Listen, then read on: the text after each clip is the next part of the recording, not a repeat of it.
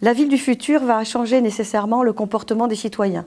Autrefois, ils recherchaient un havre de paix, un banc public, un jardin, un espace dans lequel ils pouvaient se détendre et s'oxygéner un petit peu. Demain, ce sera plutôt le lieu connecté qui sera plébiscité. Les hommes voudront recharger leur téléphone ou leur tablette parce que la communication de demain va changer puisque les hommes seront amenés à communiquer les uns avec les autres par le biais ou par l'interstice d'un objet connecté qui sera l'intermédiaire. Donc l'objet connecté devra être chargé, alimenté, ce qui va changer considérablement le rapport humain. On parlait de communication, mais effectivement, tout va changer aussi, parce que si on passe non pas d'une communication directe, mais à une communication qui va utiliser comme média intermédiaire un objet, c'est vrai que les humains vont repenser aussi leur rapport à la police, c'est-à-dire à la cité, comme on dit en philosophie. Ça va régénérer le discours, ça va transformer aussi les relations humaines, puisque chacun parlera à l'autre, mais à partir d'un objet intermédiaire.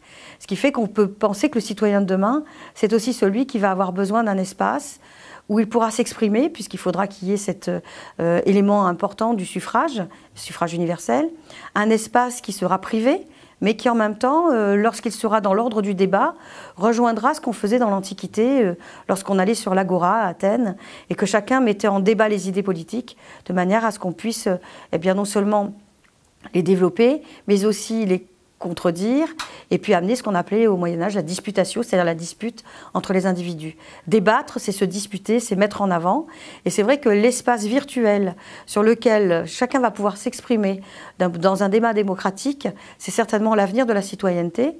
Non seulement c'est l'avenir de la citoyenneté, mais ça va amener une autre représentation de l'État. L'État va être représenté non plus par l'homme politique, mais par l'hologramme de l'homme politique. Ça va être aussi pour lui une nécessité de se représenter dans un double virtuel et dans cet espace particulier qui va être créé par le biais de ces nouveaux outils, de cette nouvelle connexion et connectivité. Et bien par ces nouveaux outils, dans l'espace virtuel de demain, s'exprimera une autre citoyenneté.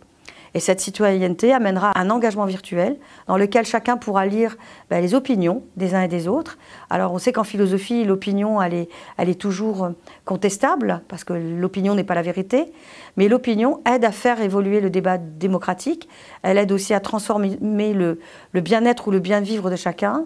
Et c'est vrai que ça passera certainement par cet espace particulier virtuel qui sera en quelque sorte dématérialisé, que la pleine ontologie, c'est-à-dire la pleine souveraineté du citoyen, prendra son effet dans un corps collectif auquel les hommes politiques ensuite se référeront pour prendre la décision.